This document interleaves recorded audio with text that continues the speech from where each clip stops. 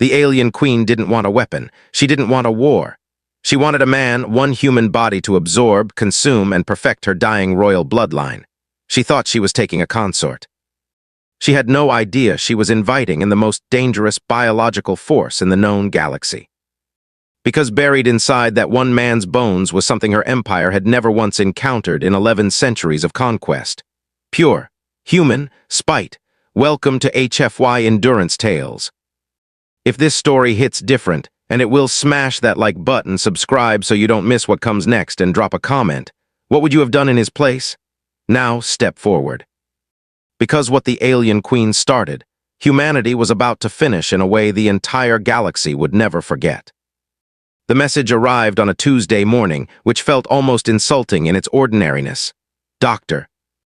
Marcus Webb was standing in the break room of the Interspecies Diplomatic Research Center in Arlington, Virginia, pouring his third cup of coffee, when the emergency broadcast overrode every communication system on Earth simultaneously. No warning, no countdown, just a voice, cold, layered, and utterly inhuman, speaking in perfect English as if it had been listening to the planet for decades. Because it had. People of Earth. Your existence has been observed. Your biology has been catalogued. You have been selected. One representative will be delivered to the royal vessel within 72 hours. Refusal is not a recognized option. Then silence. The coffee mug hit the floor and shattered. Marcus didn't move. Nobody moved. Across 7 continents in 700 languages, the same paralysis swept through 8 billion people at once. Not panic, not yet. That came 20 minutes later, when the secondary transmission arrived with a clarification that made everything infinitely worse. The alien queen had spoken. Her empire, stretching across 11 star systems, built on biological supremacy and the consumption of other species' genetic strengths, had identified a flaw in her royal lineage. The aging process of her imperial bloodline had begun to accelerate. Her predatory gene sequencing ability, the biological crown jewel of her species, required an infusion of what her scientific advisors had termed superior mammalian stamina. After a century of galactic surveillance, they had found their answer orbiting a mediocre yellow star on a small, chaotic, water-covered rock. Earth, the Galactic Observer Corps, a neutral body that monitored emerging civilizations, released a statement within the hour. It was the most terrifying diplomatic document in human history, and it contained only 3 sentences. The first acknowledged the legitimacy of the alien queen's mandate under galactic biological law. The second noted that humanity was classified as a Category 2 emerging species with no protected status. The third sentence, the one that made every government on Earth go pale, read: integration of a human consort into the royal biological matrix is expected to result in complete absorption of the subject's genetic material within 48 hours. Historical precedent suggests 0 probability of resistance. 0 probability. The galactic community wasn't even watching to see what humanity would do. They had already written the outcome. Earth was to be harvested like a crop, one man taken, his genetics stripped and consumed to perfect the alien queen's royal line, and then, if humanity was fortunate, forgotten entirely. General Alan Carter read the Observer Corps statement 3 times, alone in his office at the Pentagon, before he called the meeting that would change everything. He was 54 years old, built like a man who had never once accepted an outcome he hadn't personally approved. And he had 2 words scrawled on the legal pad in front of him when his team assembled. Not today. What the galaxy didn't understand, what no scanning system, no surveillance drone, no centuries of clinical observation had ever captured, was the single most dangerous feature of the human species. It wasn't physical endurance, though that was extraordinary. It wasn't adaptability, though that had surprised every xenobiologist who studied them. It was something older. Something encoded not just in DNA, but in the marrow of human culture, psychology, and evolutionary history. Humans did not submit, not really, not ever. They bent, they broke, they fell. And then they got back up wearing the thing that broke them like a trophy. The alien queen had requested a consort. What she was going to get was something the galaxy had no classification for. Dr. Marcus Webb wasn't supposed to be in that meeting. He was a xenobiologist, 38 years old, lean and quiet, with a habit of solving problems in his head 3 steps before anyone else had finished reading them aloud. He had been brought in 6 months earlier to consult on a theoretical project. What would happen, biologically, if a human subject were exposed to an alien gene-sequencing organism? It had been academic then, a paper, a thought experiment. It wasn't academic anymore. "You built something," General Carter said. It wasn't a question. He was looking at Marcus across a table ringed with 4-star generals and 2 heads of state. And his voice carried the weight of a man who had already decided the answer mattered more than the question. Marcus set down his tablet. "I built a theory," he said carefully, "6 months ago, but yes, I think it can work. I think we can use the alien queen's own intake process against her. I think we can make her body do exactly what she wants it to do, absorb human genetics, and have that absorption destroy everything she has built." The room was absolutely silent. "How?" Carter asked. Marcus looked at his hands for a moment. "Because human DNA isn't stable the way hers is. It's chaotic, it's argumentative. It fights itself constantly. That's how we adapt. That's how we survive. Her biology is designed to consume orderly genetic material and replicate it perfectly." "But perfectly chaotic material?" He paused. "You can't replicate chaos, you can only become it." General Carter leaned back in his chair and let out a long, slow breath. "And you," he said quietly. "You're the one who goes." Marcus had known that before he walked through the door. He nodded once. Outside the reinforced windows, Washington, D.C. sat under a completely normal sky, blue, scattered clouds, a pair of pigeons on the windowsill. Somewhere above it all, invisible to every instrument humanity possessed, the alien queen's advance vessel waited in low orbit, patient as a predator that has never once had to hurry. 71 hours and 43 minutes remained. And in a laboratory 2 floors below, a team of Earth's most brilliant scientists were about to do something that had never been done before in the history of any species in the known galaxy. They were going to weaponize stubbornness itself. The laboratory in Sublevel 2 had no windows and no visible clocks. A deliberate design choice by someone who understood that the people who worked there needed to forget time existed. Tonight, that design was working against them. Every scientist in the room was acutely, painfully aware of exactly how many hours remained, because Dr. Marcus Webb had written the number on the whiteboard in red marker when he walked in, and he updated it every 30 minutes. 44 hours, then 43. Then 42. The project had a name now. Officially, it was designated Bioresponse Initiative 7. But within the first hour, someone had started calling it the Spite Vector, and the name had stuck with the grim, permanent affection of things named in crisis. The core concept was Marcus's, built on 6 months of theoretical work that he had never expected to actually use. The alien queen species processed genetic material through a biological intake system that was, in essence, a perfect reader. It scanned incoming DNA, mapped it, flagged desirable sequences, and integrated them into the royal genome with extraordinary precision. That precision was her strength. It was also, Marcus had theorized, her single exploitable vulnerability. "Think of it like a computer," he told the assembled team during the first hour, his voice steady even as his hands weren't quite. "The alien queen's intake system is designed to read clean code. Organized, structured, predictable genetic material. She has been doing this for centuries, absorbing genetic sequences from species across 11 star systems, and every single one of those species had stable, hierarchical DNA. Their genomes are like sheet music, orderly. She reads the notes and plays them perfectly." Dr. Sarah Chen, the team's lead retrovirologist, looked up from her workstation. "And human DNA is jazz," Marcus said. "Improvised, contradictory, full of sequences that seem to argue with each other and somehow produce a functioning organism anyway. We have ancient viral remnants baked into our genome. We have regulatory genes that override other regulatory genes. We have evolutionary artifacts from a dozen different pressures all crammed together and somehow still working. So when the alien queen's system tries to read it," Chen began, "it will do exactly what it is designed to do. It will try to integrate it, and it will not be able to stop what comes next because her system has never learned to stop. It has never needed to.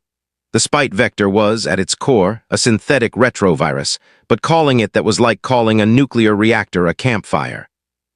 It was engineered to do something that had no precedent in nature, to mimic and amplify the single most distinctive quality of human DNA, which was its refusal to be overwritten. Every sequence in the vector was designed to look, to the alien queen's intake system, like premium genetic material. Exactly what she was looking for. Exactly the kind of mammalian stamina her advisors had promised. But layered beneath that surface presentation, buried in the vector like a message inside a message, was something her system had no category for, a recursive loop of genetic self-assertion. The moment the alien queen's biology began to integrate the human sequences, the vector would activate, not violently, not explosively, but with the slow, grinding, unstoppable persistence of a human being who had been told no, and decided that wasn't good enough. "It'll fight," Marcus said quietly, almost to himself. "That's all it does, it just keeps fighting." The delivery mechanism was the hardest part. The vector needed to survive transport. The alien queen's vessel would almost certainly scan any incoming subject for biological weapons. And a conventional viral agent would be flagged and neutralized before Marcus set foot on board. So the team buried it, deep, in the one place that alien scanning technology had consistently failed to fully map, human bone marrow. The marrow of the human skeleton was biologically a fortress. Dense, protected, producing millions of new cells every hour in a process so complex that it had taken Earth's own scientists centuries to understand. The alien queen's scanners would see bone marrow the way any outsider saw it, as an unremarkable biological support structure. What they would not see was the payload hidden inside. The procedure to implant the vector was not pleasant. Marcus sat in the medical chair on sublevel 2 and did not make a sound while Dr. James Holloway, the calmest man Marcus had ever met, a quality that had never been more useful than right now, worked through the process with careful, deliberate precision. When it was done, Marcus sat very still for a long moment, aware that he now carried something inside him that had no name in any alien language, because no alien civilization had ever been angry enough, stubborn enough, or desperate enough to build it. "How do you feel?" Holloway asked. Marcus considered the question seriously. "Like myself," he said, "which is exactly what we need." General Carter was waiting outside the medical room. He looked at Marcus the way men like Carter looked at things they couldn't order or control, with a respect that was also underneath an apology. "The pickup window is in 6 hours, Carter said. "The Alien Queen's advance team will be at the designated coordinates in Nevada. You will be transported there by military escort." Marcus nodded. "The Galactic observers filed a report this morning," Carter said, and something moved behind his eyes, not anger exactly, but the thing anger becomes when it has been refined into purpose. "They are calling this a formality, said Earth has accepted the mandate and is complying peacefully, no resistance registered." A long silence stretched between them. "Let them think that," Marcus said. Carter held out his hand. Marcus shook it, firm, brief, the handshake of two men who understood each other completely without needing to say another word. 6 hours later, under a Nevada sky blazing with stars, Marcus Webb walked toward a light that descended from the darkness above with the smooth, terrible certainty of something that had never once expected to be refused. And somewhere in the marrow of his bones, something human was already waiting. The inside of the Alien Queen's advance vessel was not what Marcus had expected, and he had spent 6 months preparing for the unexpected, which meant he had prepared for all the wrong things. He had anticipated coldness, sterile metal, harsh lighting, the clinical atmosphere of a surgical theater built to process specimens. What he found instead was warmth. Amber-tinted light that pulsed slowly, like something breathing. Walls that were not quite solid, covered in a surface that moved almost imperceptibly, a slow ripple like muscle beneath skin. The air tasted faintly of copper and something sweeter underneath. Not unpleasant exactly, but deeply and fundamentally wrong in a way that registered not in his mind, but somewhere behind his sternum. His escort, 2 beings standing nearly 8 feet tall. Built like predators in the way that things shaped by evolution specifically to hunt look different from things shaped by accident, did not speak. They did not need to. The ship moved around Marcus, reshaping its interior corridors subtly as he walked, and he understood that the vessel itself was reading him. Scanning, cataloging. He kept his breathing even, kept his heart rate as controlled as he could manage, which was not very controlled at all but was the best a human could do in this situation. The vector was in his marrow. The scans would find his bones unremarkable. That was the plan, that was everything. It took 11 minutes to reach what he understood, from the shift in air pressure and quality of light, was the royal chamber. There were no doors, no thresholds, just a point at which the corridor became something else. Larger. The amber light deepened to something almost gold, the ripple in the walls slowed. And at the far end of a space that felt like the inside of something alive, the alien queen was waiting. She was not what the Galactic Observer files had described, which Marcus suspected was deliberate. The files had painted her as primarily biological, a creature powerful and predatory, impressive the way apex predators are impressive. What those files failed to convey was the weight of her presence, not physical weight, cognitive weight. The room arranged itself around her, and standing in it. Marcus felt the pull of something ancient and deeply wrong, a biological signal broadcasting on a frequency that some pre-human part of his brain recognized as dominance, and was responding to with pure, instinctive fear. He did not show it. The alien queen regarded him for a long moment. When she finally spoke, her voice carried that same layered quality as the broadcast, multiple tones woven together, each hitting a slightly different register.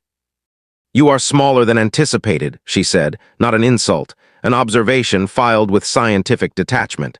"We tend to be," Marcus said. "Most things that are dangerous are." Something shifted in her expression, not surprise exactly, more like the faint register of unexpected data. She had been briefed that humans were compliant. Cooperative, the Galactic Observer report had said so explicitly. This one was not performing compliance. "You volunteered," she said. Another observation, this one carrying a faint undercurrent of interest. "I did. That is unusual." Previous species required significant persuasion to produce a consort candidate. "We are an unusual species," Marcus said. The alien queen moved then, not walked, not quite, but shifted her position with the fluid, zero-hesitation motion of something that had never in its life experienced physical fear. She circled him slowly, and Marcus stood absolutely still, not because he had been told to, but because every rational part of his brain was pointing out, very clearly. That sudden movement in this room would be deeply inadvisable. "Your biology has been partially scanned during transit," she said from behind him. "The preliminary analysis confirms what my advisors projected, high stamina markers. Cellular resilience significantly beyond galactic average, unusual for a Category 2 species." A pause. "The integration will begin within the hour. You will not be conscious for most of it." "This is considered a courtesy," Marcus turned to face her. "I appreciate that," he said. And then he asked the question he had been building toward since the moment he walked in. "Can I ask what happens after?" "To me, specifically?" The alien queen looked at him with something that might have been, in another species, almost pity. "The biological matrix requires complete sequencing," she said. "Your genetic material will be fully integrated and refined. What remains will be reintegrated into the vessel's biological systems. It is an efficient process." "Efficient," Marcus repeated. "Yes," Marcus nodded slowly. He looked around the chamber, at the living walls, the golden light, the vast architecture of something built by a species that had consumed other species for centuries without a single complication. "I want you to understand something," he said, his voice very quiet and very even. "Before this starts, I need you to know we knew everything you just described. We knew it before I got on the ship." The alien queen's expression shifted. "And yet you came." "And yet I came," Marcus agreed. "That is the part your observers never figured out. We did not come because we accepted. We came because we wanted to." The silence that followed lasted less than 2 seconds. But in those 2 seconds, something changed in the quality of the air between them, a small, subtle shift that Marcus recognized, because he had spent 6 months learning to read alien biological signaling. And what he was reading right now, in the posture and the micro-expressions of the most powerful being in 11-star systems. Was the first flicker of something she had almost certainly never experienced in her centuries of absolute rule. Uncertainty. Then the process began, and in the marrow of Marcus Webb's bones the spite vector woke up. The alien queen's biological intake system was, as Marcus had described weeks earlier, a perfect reader. In the 1100-year history of her lineage, it had processed the genetic material of 47 species without a single failure. The system did not have a concept of failure. It had been built, evolved, refined, selected over millennia to do one thing with absolute efficiency: consume, map, and integrate. It began the moment the process initiated, scanning Marcus's cellular structure with a thoroughness that no human instrument could match. It found the stamina markers his team had counted on. They were real, extraordinary by galactic standards, and they lit up in the alien queen's biological matrix like a signal fire. Her intake system locked onto them immediately, began the absorption sequence, and started pulling. For approximately 4 minutes, everything went exactly as the alien queen expected. Then the vector reached her. It did not announce itself. It had not been designed to.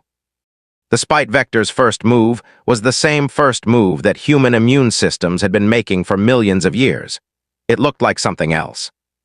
To the alien queen's intake system, the initial wave of vector sequences read as an unusually dense cluster of stamina-related genetic material. Premium, exactly what had been requested. Proceed with integration. The system processed it without hesitation, which was precisely the mistake. The vector's architecture, beneath its surface presentation, was built around a single biological principle that Marcus had called recursive self-assertion. The genetic equivalent of a human being who, when pushed, pushes back. Not explosively, not all at once, but in every direction, simultaneously, without stopping, without tiring, without the capacity to be persuaded that resistance was pointless. Human DNA, in its natural state, contained sequences that were, as Marcus had once explained to a room full of generals, argumentative. Not defective, argumentative. Genes that regulated other genes. Sequences that could be overwritten and then overwrite the overwriting.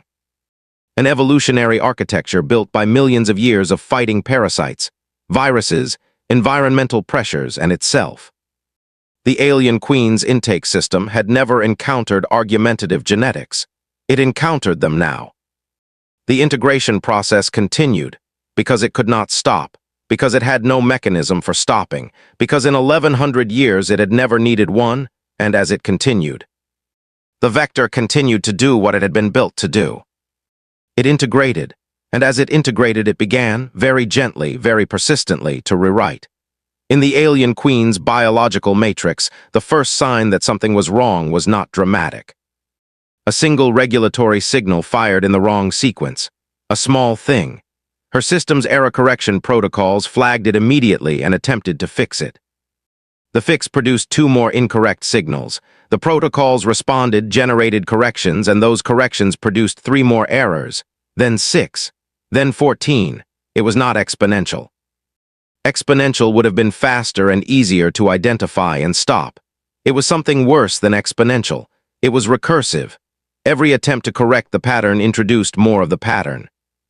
The alien queen's perfect biological machinery was being used against itself, each correction deepening the problem it was trying to solve, because the problem was not a malfunction. The problem was stubbornness, and stubbornness, by definition, does not respond to pressure by giving way. Marcus was not conscious for the first 2 hours of this process. The alien queen had been accurate about that. The integration procedure rendered him medically sedated, his body maintained in a controlled state while her systems did their work. He woke in a chamber that felt different from when he had lost consciousness. The light had changed. The warm amber had developed an irregular quality, pulsing unevenly rather than with its earlier rhythmic certainty. The walls, which had rippled so smoothly before, were moving in subtly wrong patterns, like a muscle experiencing the first tremors of a cramp. He sat up. His bones ached, familiar and expected. The vector was active, drawing on his marrow's production capacity, and his body knew it even if he could not feel the specifics. He felt overall like himself, Tired, functional, present. Outside the chamber, something was different. The silence was wrong. The alien Queen's vessel had maintained, during his transit and the early hours of the process, a constant low-level biological hum, the sound of a hive operating in perfect unison. Tens of thousands of individual units functioning as a single coordinated system. Marcus had registered it without consciously identifying it, the way a city dweller registers traffic noise. The hum was still there, but it had developed fractures, small breaks in the rhythm. Irregular pauses. And beneath the primary hum, if he listened carefully, and Marcus Webb was, above all things, a man who listened carefully, he could hear something that had absolutely no place in a perfectly unified hive mind. Individual voices, not speech, not yet.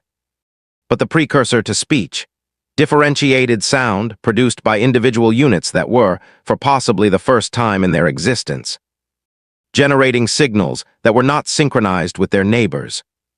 Not because they had been ordered to produce different signals, because something inside them was, for the first time, generating an internal signal that was theirs alone. Marcus stood, steadied himself against the chamber wall, and felt the wall flinch slightly under his hand. The alien Queen's vessel itself was beginning to individuate. He had hoped for this. He had theorized it was possible. But sitting in the quiet of that amber chamber, listening to the first sounds of a centuries-old hive mind beginning to crack from the inside, Marcus felt something that he recognized after a moment. As all. Then the threshold dissolved open, and one of the alien Queen's escort units stood in the opening. It was looking at him, not with the blank, directed focus of a hive unit performing a function, but with something that took Marcus a moment to identify because he had not expected to see it here. On this creature in this place. Confusion. She wants you, the unit said, and then very quietly, as if it did not entirely understand why it was adding those words, she is not herself. Marcus took a breath. Take me to her, he said. The royal chamber had changed. Marcus noticed it in the first second. The slow, living ripple of the walls had become something erratic. Wrong in the way a heartbeat is wrong when it stops being a rhythm and becomes a conversation between competing impulses. The golden light had shifted into something cooler and less certain, flickering at irregular intervals like a thought interrupted mid-sentence. The vast, ancient confidence of the space had been replaced by something Marcus took a moment to name correctly. Conflict. The room was in conflict with itself. The alien Queen stood at the center of the chamber. She was tall still, powerful still. But the absolute, gravitational certainty of her presence that had filled this space 2 hours ago was fractured. Not broken, fractured. The way a windshield fractures, still holding, still a single piece, but internally divided into 1,000 lines that caught the light differently. She was looking at her own hands. What did you do? She said. It was not a question, it barely had the shape of a sentence. It was the sound of a mind that had spent 11 centuries as a single unified entity encountering, for the first time, the experience of internal disagreement. Nothing you did not initiate, Marcus said quietly. He stopped at a distance he judged to be safe, which was probably optimistic. The alien Queen's own intake system absorbed what it found. We just made sure what it found was thorough. There are voices, the alien Queen said. Her own voice had changed. The layered, multitonal quality was still present, but the tones were no longer unified. They were competing. Some ran slightly ahead, some lagged. The effect was disorienting in a way that she was clearly experiencing at a magnitude 100 times beyond what he could perceive. Inside the matrix, there are I cannot, she stopped. Tried again, I cannot determine which voice is the primary signal. That is because there is not one, Marcus said. There has never been one. That is not how we work. She looked at him then, and the look was extraordinary, the look of something vast and ancient confronting a reality it was entirely unprepared for. You are a hive, she said. Your species is a collective, that is the classification. Category 2 collective. We are not a hive, Marcus said. We never were. 8 billion individuals, each with their own voice, their own signal. Your observers spent centuries watching us and classified us as a hive because we cooperate, because we build things together. Because when something threatens all of us, we respond together. He paused. But every single one of us is arguing with every other one of us, every moment of every day. We just choose to cooperate anyway. That is not a hive. That is something much harder. From somewhere deep in the vessel, not nearby but in its structure, there came a sound. Marcus had heard individual voices emerging from the hum earlier. Now he was hearing something more. A rising, dissonant wave of differentiated signals, thousands of them, each slightly distinct. Like an orchestra in which every instrument had simultaneously decided to play a different piece. The alien queen pressed her hands flat against the air in front of her. A gesture Marcus read instinctively as the universal posture of someone trying to hold something together. The drones, she said, they are not responding to the synchronization signal. They are thinking for themselves, Marcus said. The word thinking landed in the room like a stone dropped in still water. The alien queen turned her fractured gaze toward him, and he saw something move through her expression that was not in any galactic observer file. Something that her species, in 11 centuries of empire built on biological perfection and the consumption of other species' strengths, had never once had cause to develop. Fear. This cannot be reversed, she said, not as a question. As a recognition, Marcus was quiet for a moment. The vector is recursive, he said. Every correction your system attempts deepens the integration. It is not a virus that damages and moves on.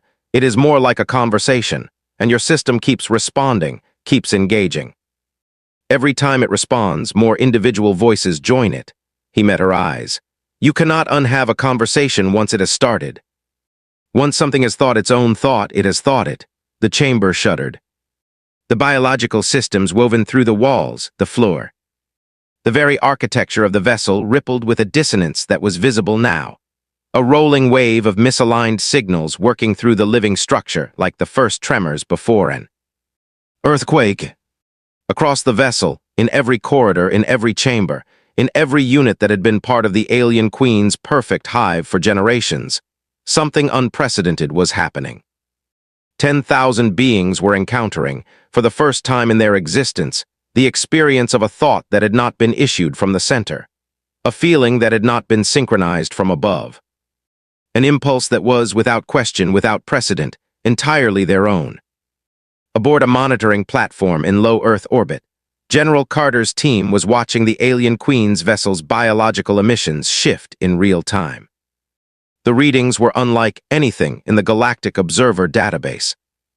An analyst named Tyler Rhodes, who had been awake for 31 hours and would later be unable to explain exactly why those words had come out, looked at the readout and said, very softly, "She's breaking up."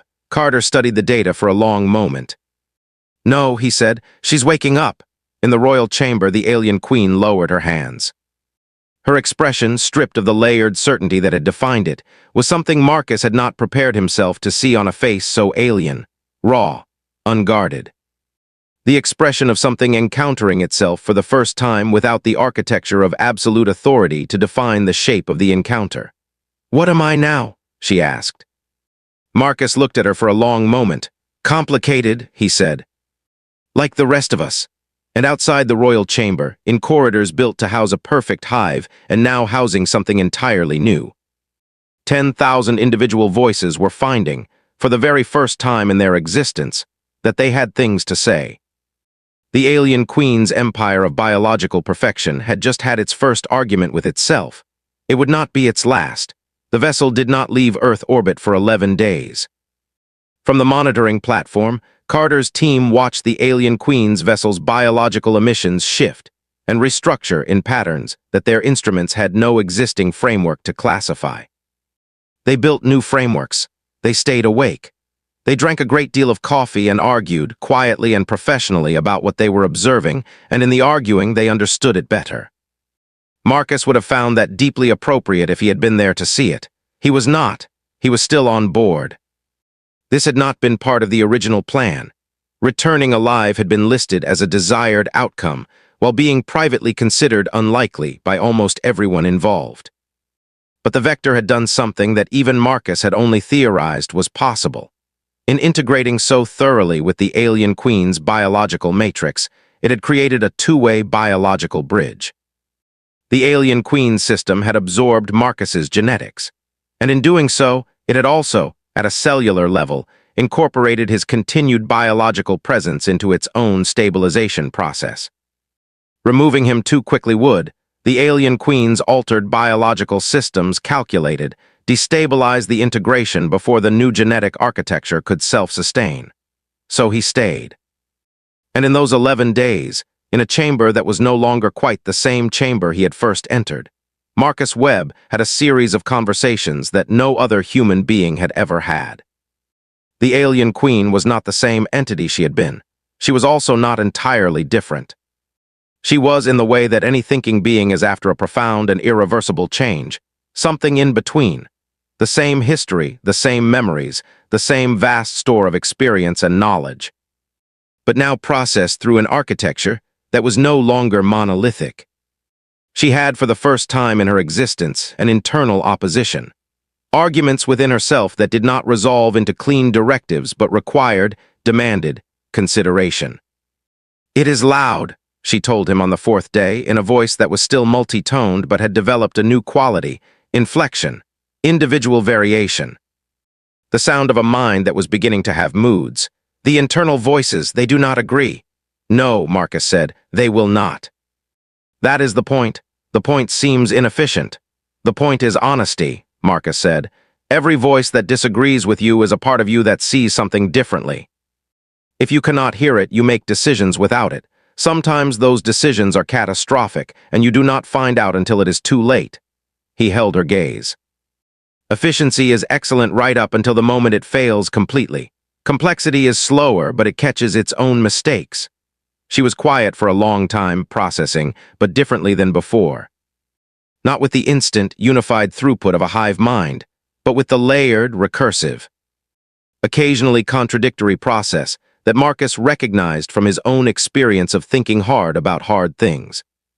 "My empire," she said finally, "the 11 systems, the biological hierarchies, they were built on the premise of the hive, perfect unity, perfect replication." A pause. "They will not survive what you have done.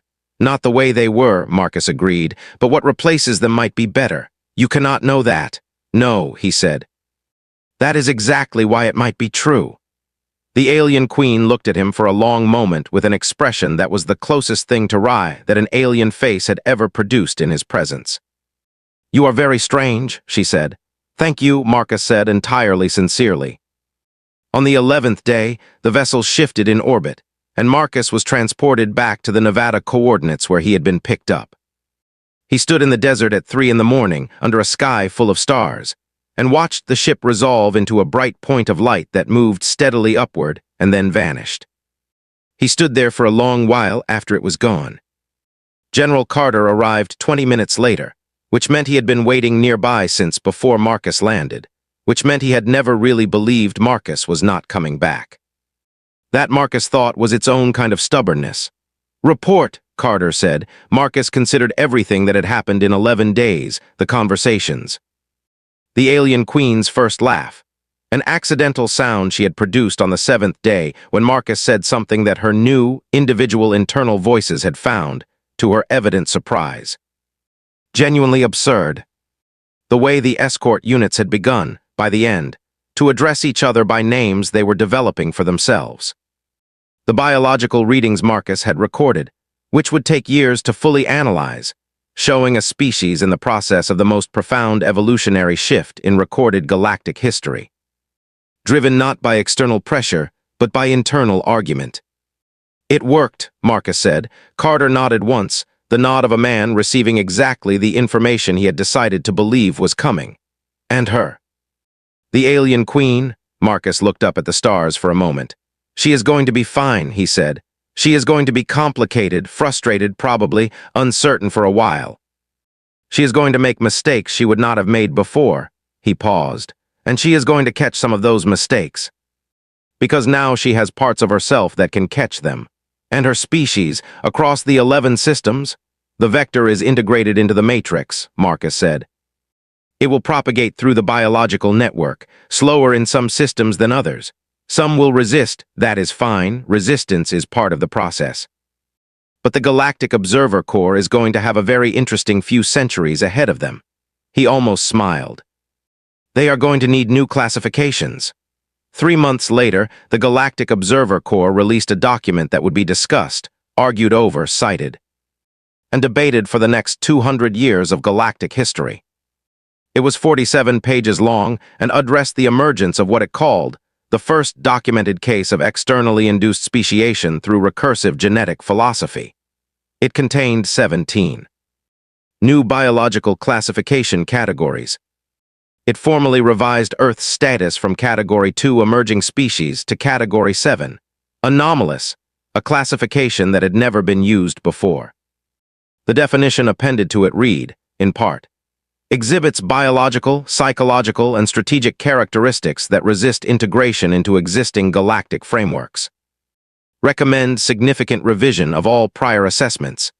The document had been authored by a committee of 41 galactic observers. According to the filing notes, the committee had disagreed profoundly on 17 of its 47 pages, had spent 6 weeks in active argument over the conclusion, and had produced a document that 12 of its members were still not fully satisfied with. It was, Marcus noted when he read it, the most human thing the Galactic Observer Corps had ever produced. In the former empire, across 11 star systems, the biological shift moved through interconnected populations the way any profound change moves, unevenly, incompletely, with resistance and confusion and occasional reversal. But it moved, individual voices emerged, hierarchies were questioned, some were dismantled, some reformed differently. On 3 planets, new forms of governance appeared within the first year, imperfect, argumentative, loud, and functional in the way that only things built by multiple competing perspectives can be functional. Not because they were optimized, because they were honest. The alien queen, who had, by the end of the first year, quietly set aside the title and was going by a name she had given herself in a language she was in the process of inventing, sent one communication to Earth. It was brief, it was addressed personally to Marcus Webb. It read, "You were right, it is loud. I have decided this is acceptable." Marcus read it twice, then set it down on his desk in the Arlington Research Center, in the same break room where a coffee mug had shattered on a Tuesday morning that felt like a different lifetime. He laughed, the quiet, genuine laugh of a man who had bet everything on something that had no right to work and watched it work anyway. Humanity had been given an ultimatum by a galactic empire. A demand issued by the most powerful alien queen the galaxy had ever produced, backed by 11 star systems and 11 centuries of biological conquest. And humanity had responded the only way humanity truly knows how. Not with surrender, not with spectacle, but with the quiet, relentless, deeply personal conviction that no voice gets to be the only voice. Not forever, not when human DNA is in the conversation. They had not fired a single shot. They had not launched a fleet. They had sent one man, carrying in his bones a truth so fundamental to the human experience that it had reshaped an empire simply by being allowed to be itself. The truth that even the mightiest power in the galaxy cannot consume a species that refuses, at the most cellular level, to be consumed. The truth that spite, real, human, bone-deep spite, is the most durable substance in the known universe. If you made it to the very end of this journey, then you are exactly who HFY Endurance Tales was built for. Go ahead and smash that like button, share this with someone who needs to hear it today, and drop a comment below. What would you have done in Marcus Webb's place? Would you have volunteered? We read every single comment. Everyone, we will see you in the next story. Stay stubborn, stay human.